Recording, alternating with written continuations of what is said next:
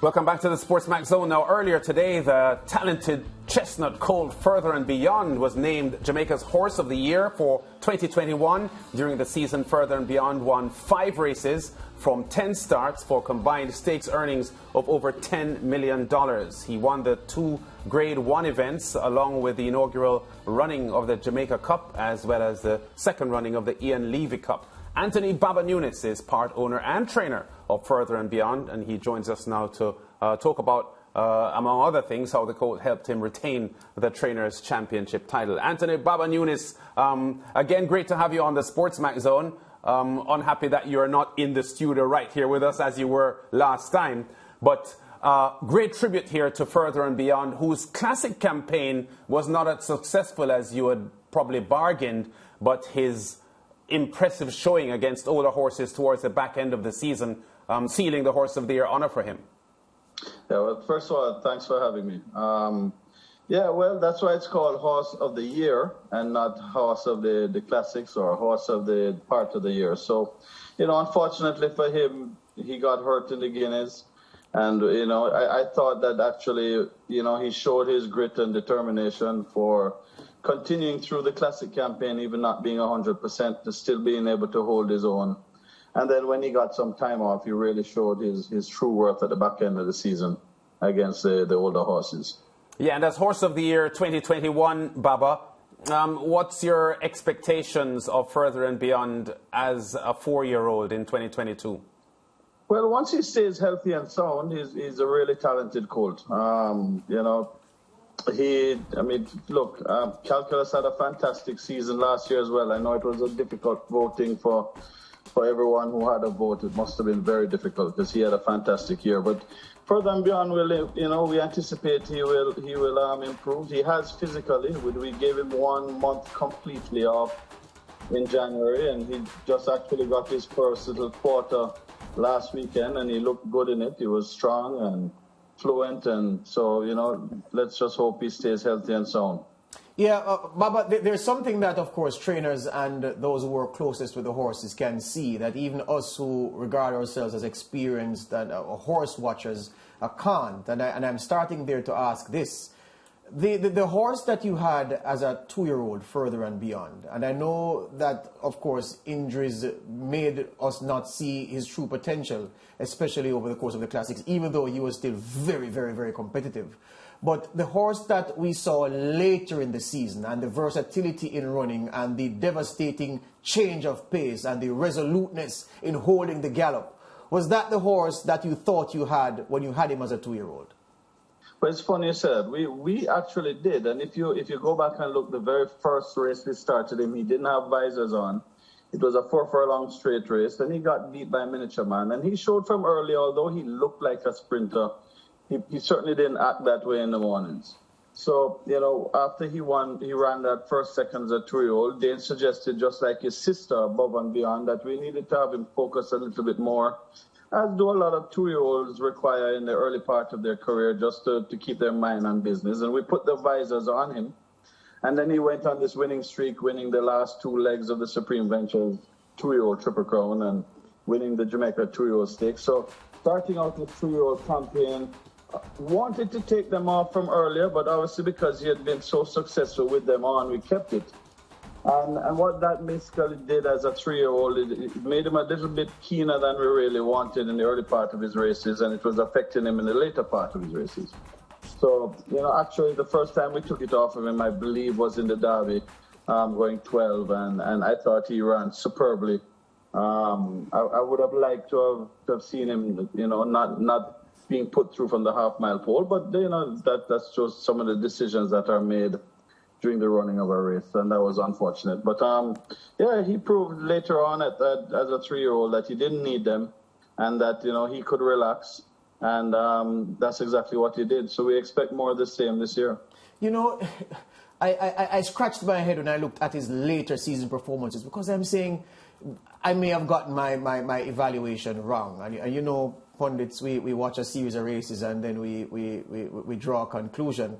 And sometimes that's different, especially from those who know the horse inside out. Because there were races last year, Baba, early in the campaign, where he looked to me sometimes as if he was at his limit getting a mile. And I'm saying, well, if he looks to be flatlining at this distance and weak in the final half a furlong of a contest going a mile, then what will happen to him when he's running against the best horses going a distance of ground, going 2 turns? And he really proved me wrong. Is it that you trained him differently when he stripped fitter towards the later part of the campaign, or the different horse we saw was just him getting fit, growing into his body, and being able to show what he really was about? I think it was more, George, that I was able to train him later on in the season. Look, I've been very fortunate and blessed to win 5 Jamaica Derbies.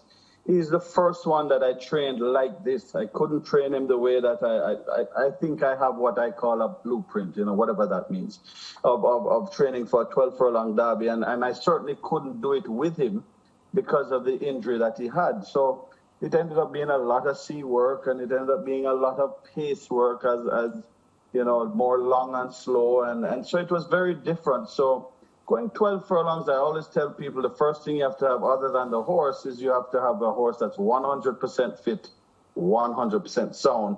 And he was neither of those. So I don't think you were wrong. It's just that you didn't know what was going on behind the scenes with him.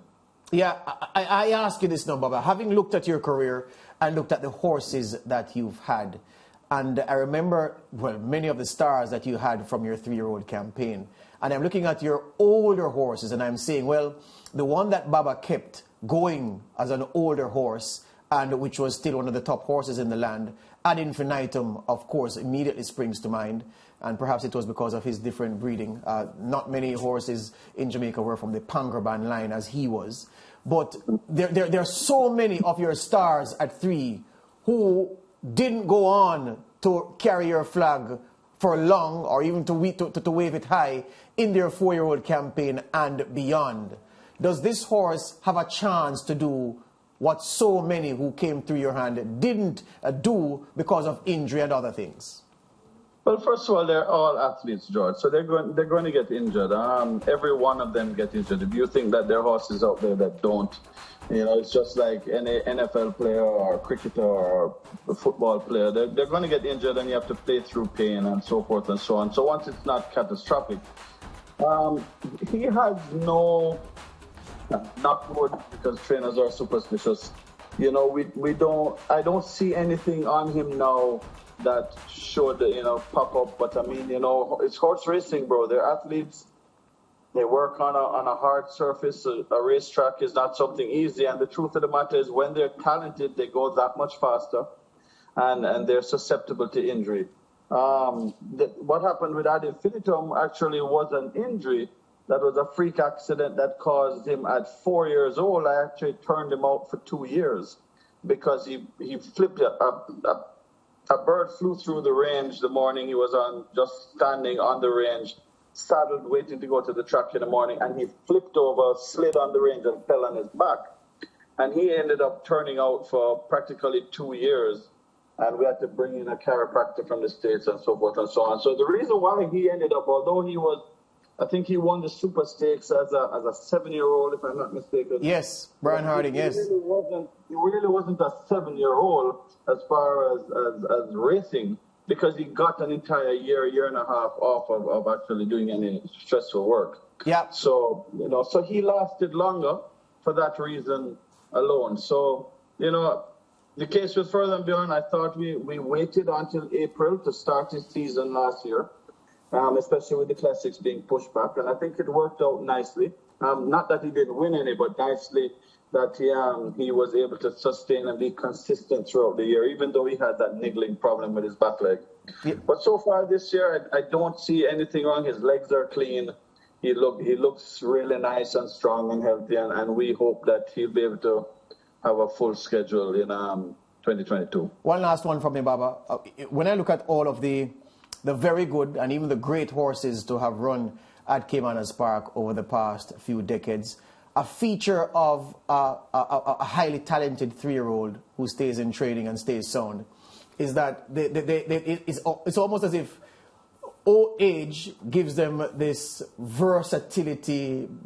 This versatility comes into their armor now, and they're able to show you some things at 4 and 5 that you wouldn't necessarily see there at 3 and 2 if they campaigned as 2-year-olds. And of course, you know, in our hemisphere, horses are at their best at 4 years old and a little bit beyond that. So I say all of that to ask, in the way that the Viceroy, who won from 5 furlongs straight to 14 furlongs, I'm satisfied a Triple Crown winner did it as well. Where I'm going is this.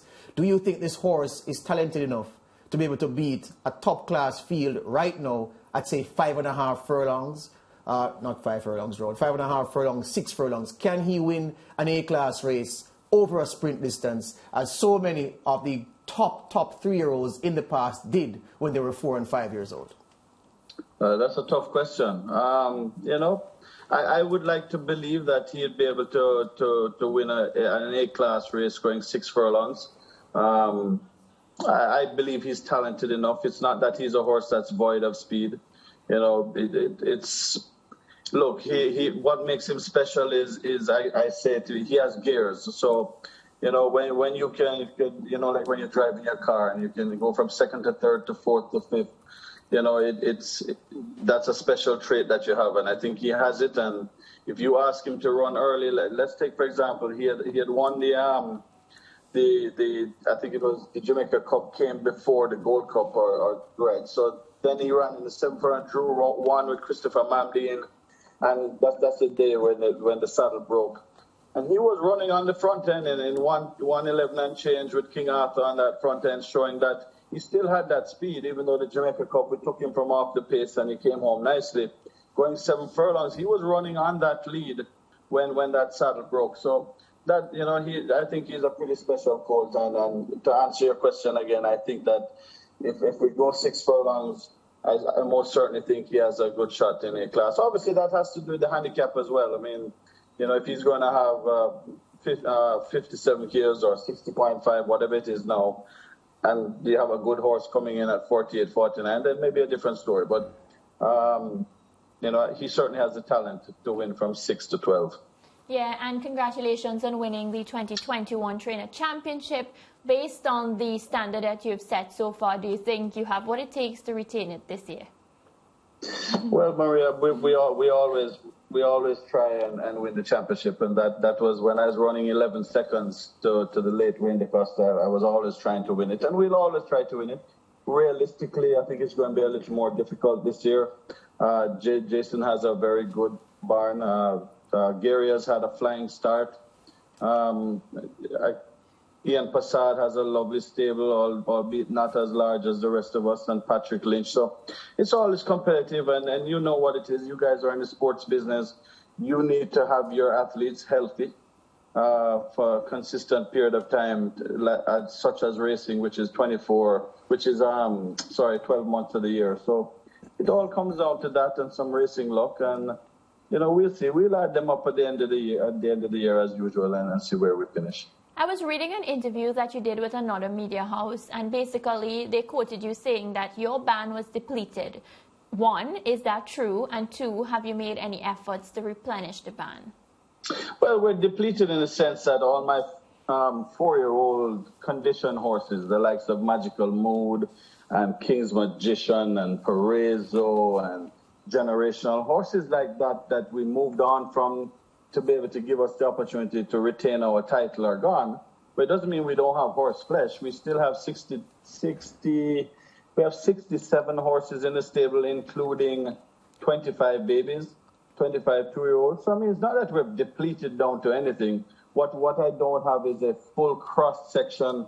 I have nice older horses, meaning the Further and Beyonds and the One of a Kinds, and Nipsey's back in. He's been in 2 weeks now from the farm. So we have some nice A-class horses, and we're going to have our usual 3-year-olds. We have 30 3-year-olds, and you know, we'll have a lot of 2-year-olds, but what we don't have many of is the 4-year-old conditioned horses. And when you win a championship, Wayne DeCosta showed me this for many years, you have to have horses in every class competing at every level, including 1 and 2 claimers in there. So that's where we're short, but we're not depleted as far as Horseflesh goes. Yeah, you know, Baba, a trainer of your caliber deserves this question. Here's the question. I'm trying to remember the year. Lance, help me here. The year that Restless Glen won the 2,000 guineas for Billy Williams, was it 91 or 92? Restless Glen. Yeah, it was the year poor little rich girl won the Derby, beating him 91. Good. So, Baba, 91, when Restless Glen won that 2,000 guineas that year, the first classic of the season, that was his seasonal debut, amazingly enough. And, you know, only a trainer like Billy Williams could bring a horse first run and win a classic. And a very competitive field it was. Philip Fiani had a horse called Orient Express, who was the favourite, ridden by Griffiths. Mattis had some big guns in there as well. And Restless Glen cut them down for Family Farms, the owners, T. Simpson, the jockey. I asked that to say, do you have any juveniles that we didn't see last year who you think has the potential to, from this season, from this point forward, do things that would make them hard to beat when the classics come around? Do you have anything that can do at Restless Glen, the debut in this in the next few weeks, and be in shape to win a 2,000 guineas for you? So before answering that question, I'm going to just let you know and remind you guys that I am the one made her debut 2 weeks before the 1,000 guineas. She won a maiden race, and then her second start 2 weeks later was the 1,000 guineas, and she won it emphatically. Unfortunately, she had a hairline fracture of a splint bone coming out of the Guineas, and that's why she ended up losing the Oaks, and her career was short. So it's not that we haven't done it before or something similar. To answer your question is, yes, we have some really nice 3-year-olds. As I said, we have 30 of them. Well, I only raced 5 2-year-olds last year, so that left 25 that had not raced as of yet. I do have a really nice filly that's coming around, although this filly year looks to be hard with Outbidder and Atomica and obviously Golden Wattle. But I have another filly that's doing really well in the mornings. Fingers crossed that she stays healthy and sound. She is a sister of Feroz, who I won the Oaks with by Savoy Stomp. So hopefully she stays healthy and makes her debut in March. And then I have 2 colts. One that ran second first time out was Tuna Ciliata's brother, Supreme Song. He should be coming around same time around March or April. And then I have a nice casual trick, Lucky Be Good colt that's really moving nicely in the mornings, and he should make his debut in March, and among others. But those are the real standout 3 that I see that could possibly do what you're suggesting. Yeah, that would be a great story. And finally, Baba, in terms of the jockeys, because people don't understand how important that relationship between jockey and trainer is. It's not just on race day, because the work to come to race day is a lot of work. And the jockey has to be able to tell you, well, trainer, he was feeling this way, he was doing this at this point in the gallop, and then you know what to change, what to adjust. Insofar as that jockey relationship is concerned, what are you working with this year? Do you have someone contracted to you who will be mainly riding your horses over the classic season? Do you have someone who rides the heavyweight horses? Do you have a lighter jockey that will be your first call? What's the arrangement that you have? Well, I'm not going to change anything. And a successful formula at the back end of last year was Robert Halladine and Tevin Foster, sprinkling a little Shane Ellis here and there, a little Linton Stedman. So, you know, those are the 2 main guys, is Robert, who did a really nice job of us, especially in the last 3 or 4 race days in December. Tevin came on in about the last 2 or 3 months of the season. He has continued, in fact, both of them have continued to work extremely hard so far in the mornings, especially helping me with the babies at this time of year. And of course, we can't leave Shane Ellis out. He's a classic winning rider. You know, once we have a quality horse, he most certainly will be on the back of that one, and same with Linton. So nobody contracted, so to speak, but it's understood that those are the 4 guys mainly. Dane is here, and Dane has ridden a winner for me already this year, but, you know, I think Dane goes back to Canada in March or April, so he won't be around come classics times later this year. So we're going to work with those top 2 guys first, and then Shane and Linton on the back end as well. Okay, Baba, we're pretty much out of time, but I'm pretty certain that you want to give some tribute to your owners group, because I know the Trinidadian Rod and Prasad and the Guyanese Odit and Punai are part owners of Further and Beyond, having the disappointment of Above and Beyond, the horse's sister, whose career was cut short. I know you always give kudos to your owners, and I'm pretty certain that you would want to say something about Further and Beyond's owners at the moment. Not forgetting Elias Halut, who died last August, who was a part of the group as well, the Barbadian. Right, exactly. So, I mean, you know, that was a little disappointing that Mr. Halut wasn't here to see this Horse of the Year. With all the success that we have had in our 26 years of owning and training horses together, we never won a Horse of the Year. Terry Motor in 1998, I thought, should have been Horse of the Year. He's been the only horse to win 2 derbies and a Super Stakes at that time, and in fact, it still hasn't been repeated. He won the Jamaica and the Trinidad Derby and the Super Stakes as a 3-year-old. He was runner-up to Blue Menthol. I understand she was a fantastic filly, but I think for local bred, he most certainly deserved to win it. We've had many runner-ups along the way, and Mr. Halut has always been a part of that. So it's unfortunate that he's not here to see that he finally had one that's a Horse of the Year. Yes, I purchased his shares in majority of his horses. So, but as far as Sean Cantapassad, Raj Punai, Vic Odit, it's a Trinidadian Guyanese group with a Jamaican, and it had a Bajan in it.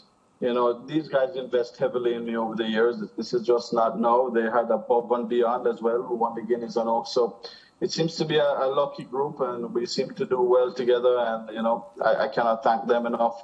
And I can't thank all of my owners enough for the continued support to allow us to continue to buy and train these nice racehorses that I have that give me an opportunity to be successful year in, year out. Baba Nunes, always great talking to you. Congratulations on your Horse of the Year Further and Beyond and your championship win as well, and all the best for 2022 and beyond. Thank you, my friend. God bless you all. Yeah. All right. Well, still to come in the show, a second helping of horse racing as Lance updates us on what happened at the track over the past week. And plus, 2 games were played in the English Premier League today as Liverpool hosted Leicester and Arsenal were away at Wolves. And we'll talk about how athletes from Trinidad and Tobago and Jamaica fared in their bobsled events at the Beijing Winter Games. Stay with us. More SportsMax soon after this.